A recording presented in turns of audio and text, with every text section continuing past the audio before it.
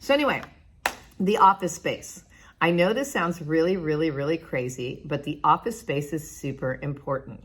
So if you have a room at your house, now obviously if you live with your parents still, or you're living in an area that doesn't have a lot of rooms, you're not gonna have a whole office room. I had a whole office room and I was pretty comfortable in it and everything was going really good. But then I did something crazy. I got married on my first date. So anyway, that's a whole nother story, right? So when my husband and his 2 kids moved in, we needed to give up my office for one of the kids.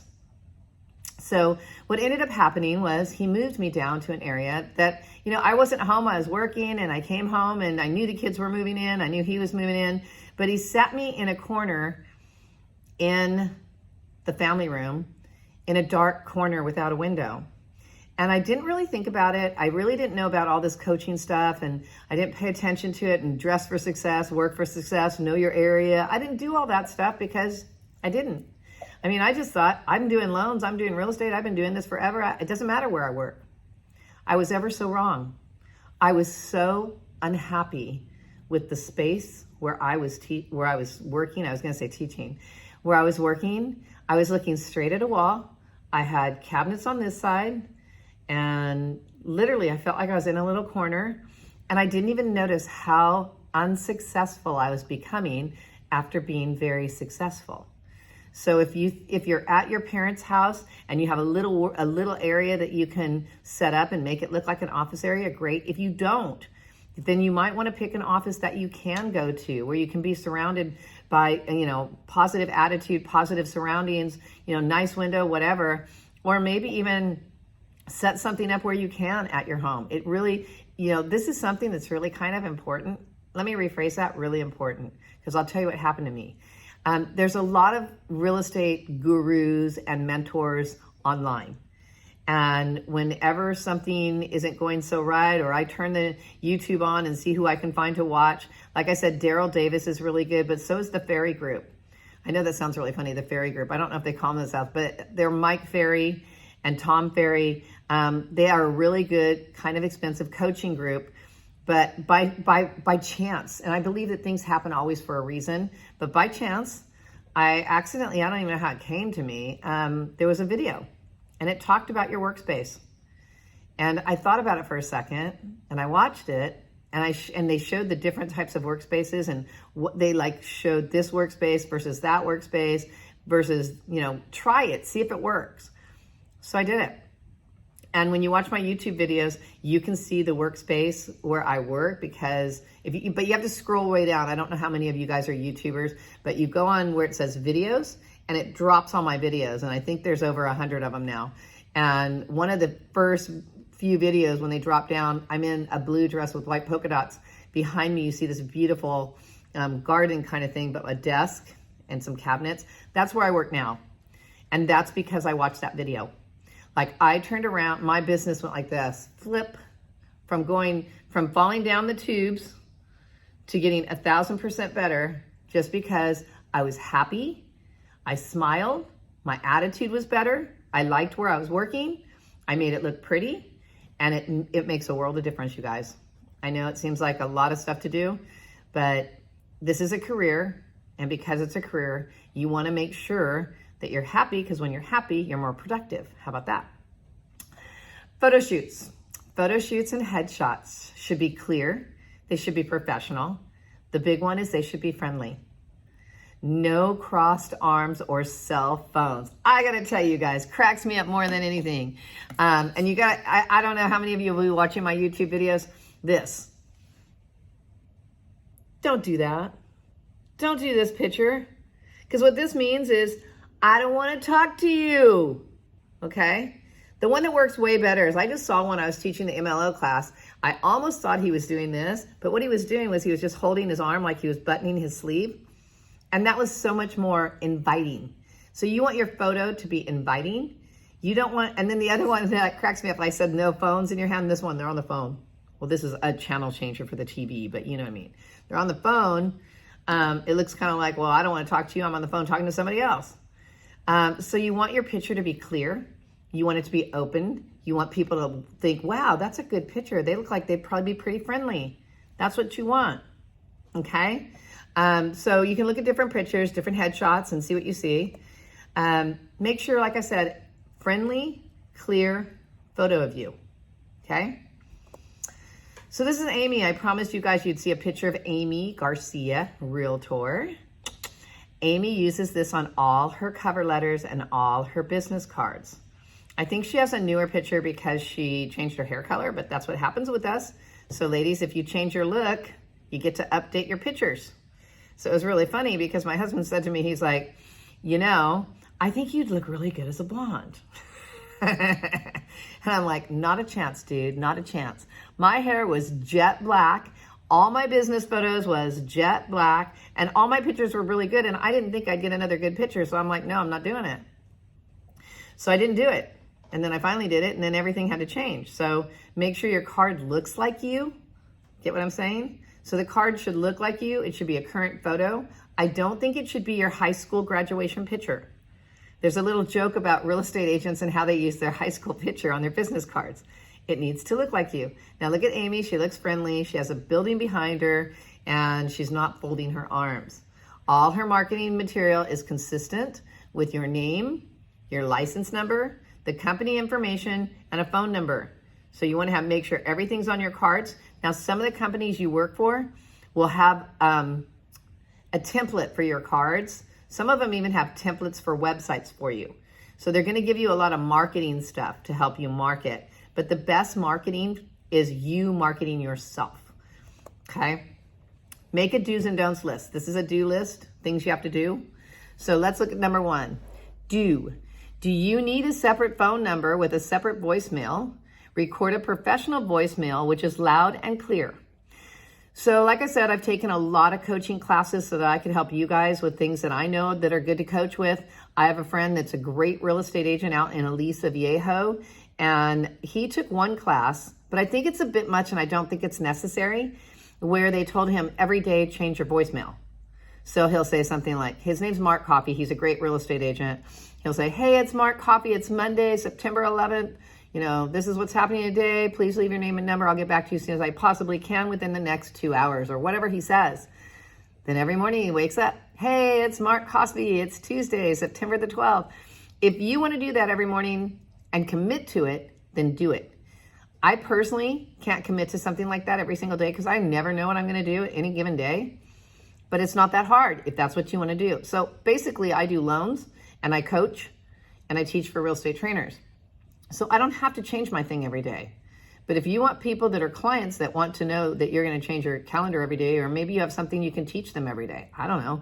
Maybe I should do that. Go on there and say, hey, it's Sharon. This is a new tip to learn today. I don't know. That might be a good idea. So it's up to you. But do you need a separate phone number? Are you at a job where you can't talk on the phone? So you want to make sure that your clients know who you are. I can't believe how many people don't set up their voicemail. Right? So that's the other thing. Like I live by a college and I have a rather large home. So I've been blessed. I'm lucky. I'm very, very, I wouldn't say lucky, I'm blessed. And so I rent rooms to college students and I make a difference in their life. I think it's so fun. And so I have a new college student that just moved in and he doesn't even have his voicemail set up. I told him, I'm like, you don't even have your voicemail set up. He's like, yeah, we don't usually do that. I'm like, are you serious? You're a marketing major. Okay, learn the best way for you to keep track of your leads and people you speak to. So the best way for me may not be the best way for you. Now I know with all the technical gadgets and stuff on your phone that you could keep track of people any way you want. You could have some type of leads. But what I do, because I'm an old dog and I don't want to learn new tricks and it's easy, is I actually have it's called a lead sheet. So I have a lead sheet, I have a binder, and when I call somebody, I write all the information about them in the lead sheet, and I go through the binder twice a week. And by doing that, I make sure that I stay in contact with all the people I speak to, because everyone you speak to is a possible lead. Because if they're not a lead, their mother, brother, sister, aunt, or uncle might be a lead, okay? Everybody you touch and everybody you talk to, think about this. They all know at least 100 people, right?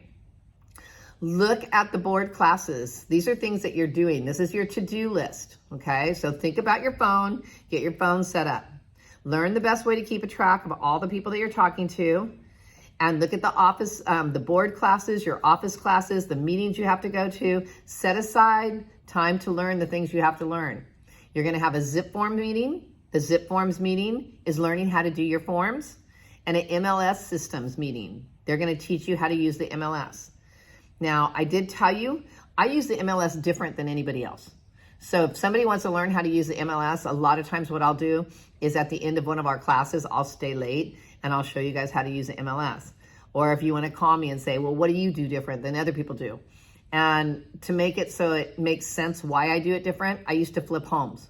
So I defined houses differently than other people found them. So like when Amy first thing with Amy was she had her brother and her best friend that wanted to buy homes. So the first thing we did was start looking for them. And she went to the CRMLS class. She went to the board class. She followed them all along, and you can do them online. And she says to me, Sharon, I only found like 3 houses that we can even look at. And I'm like, yeah, but you just got to keep on it. Keep looking, keep on it. And I go, but why don't you come over? Because what she would do is when she got off work, she'd work. She wanted it bad, you guys. However bad you want it, you need to go for it. She wanted it bad. She hated her job. She worked 8 to 5. And what she would do is every day after she got off, she'd call me and she'd go, okay, can I still come over? And she'd come over at 5 o'clock at night after she got off work. So she'd get to my house like 5:45, 6 o'clock. She wouldn't leave till 11 o'clock. So after a while, I'm like, okay, Amy, you got to leave a little earlier than 11 o'clock. But what we did is I sat down, I showed her. I said, this is how I look on the MLS. Let's see if I get more than 3 houses. So we went in and I showed her how I look on the MLS. We found 8. Long story short, by searching the way I searched, she found properties for her friend and for her brother. So her brother's a happy homeowner already. So you're going to learn. There's going to be some bumps along the way, but don't give up, okay? Plan all your meetings, plan your schedule. Make sure you know what you're going to do, what day you're going to do it, okay? Set goals. Like I said, I know setting goals sounds like so stupid, and I am the biggest rebel of them all, but you have to set goals. But they have to be realistic goals. They can't be something that's too impossible. You can't go, okay, well, it's the end of August. By the end of the year, I'm going to close 50 new houses. Okay, that's not even possible. It might be possible, but I doubt if it's possible. 50. We have September, October, November, December. We have 4.5 months. Can you do 50 in 4.5 months? Probably not. Don't do that to yourself, because then you're just going to stress yourself out. I mean, honestly speaking, if you're brand new and you're not full-time right now, go, hey, you know what? I want to find at least 5 good leads that are people that are serious about buying, and maybe close 3 deals by the end of the year. That's realistic. How many deals can you close your first year? Like I said, the average real estate agent, as much as you don't want to believe this is true probably, the average is 6. 6. Now think about this. If you only do 6 deals a year and you only make $15,000 a deal, you're still doing really well. But you have to make the deals and you have to go out there and get them, okay? Keep going. The benefits of a coaching program. We talked about a coaching program, okay? But the benefits of coaching programs and the costs. There's several different levels of coaching programs. Like I talked about, Mike Ferry and Tom Ferry, they're a huge, huge coaching company. They've been around for as long as I know they've been around. I mean, longer than I know they've been around, okay? And they have good stuff, but it does cost money. Now, the other thing is there are some offices that will pay them to coach their agents, and you get the advantage of that. A coaching program could be an alternate to having a mentor. Coaching programs range from a percentage of your commission to $1,000 or more a month. Now, I don't push either program. You can ask me and you can tell me about your personality and I could tell you what you might want to do. But I will tell you right now, the people I see that are becoming successful are the people who are reaching out for help. Because you can't be expected to know what you don't know, and you don't know what you don't know. That's one of my favorite sayings. Anyway, so the kid with the team, he's doing really, really good. There was another young lady that came to me and she had a mentor. She was doing amazing. But then the one that came to me that had a coach, it was super funny. She had taken my classes, and I don't even know how we ended up meeting up again, but I think she knew that I was, everybody knows I live in Diamond Bar. So she knew I was in Diamond Bar and she thought she'd reach out, and she wanted to let me know that she had one of her first deals closed in Diamond Bar. And I said, oh, that's super cool. She goes, I'm gonna be in Diamond Bar again. I'm doing a walkthrough. And I go, well, how many deals have you done? And she told me it was something like 8. And I'm like, how long have you been doing this? She's like, well, I've been focusing on it for the last 10 months. I go, that is really phenomenal. And she goes, yeah, I have a really good coach. I go, well, tell me about the coach, because I want to help people be better real estate agents. And she said, well, I go, what's your coach cost? And she said $1,100 a month. So I was like, whoa, that's a bit much for me. I go, what do they do for you for $1,100 a month? And she said, well, every Tuesday we talk about my goals, and we talk about which goals I met and which goals I maybe didn't meet for the last week. And then you put your goals to that week. You always try to keep reaching those goals. And then you look at your long-term goal. And then she said, my coach also is like a mentor. So it's a coach and a mentor in one, because, she'll ask me, what am I doing for my next deal? And what am I doing for my marketing? And if I have a problem on a deal, she'll actually help me troubleshoot the problem and save the deal, because sometimes deals fall out because you don't know how to deal with them. And unfortunately, that should be your broker's job. Your broker should be there for you. But if you're paying that money to somebody who's willing to help you and babysit you through, I said to her, I go, what if you don't close a deal? What if you don't close a deal that month and you owe her, I think I said it was $1,100. She goes, what she does is this. So she talks to her every Tuesday. She's allowed to call her when she has a problem or a question. She said that if I don't close something this month, then the $1,100 rolls over to the next month. So like if you don't close something for 3 months, you're going to owe her $3,300. But if you close something and you make $18,000, well, that $3,300 doesn't seem like that much. And I go, I think that's pretty fair. And she's successful because she has somebody that's pushing her. So it's up to you if you want to look at getting a coach. They're there to motivate you, teach you, show you the ropes, ensuring that you're motivated and focused. A lot of these coaches want to make sure that you're focused, because when you focus, you do better, okay? Marketing and sales techniques. Oh, this is my favorite part. So I'm going to shut off the video because I don't want to share this with my YouTube people yet. How about that?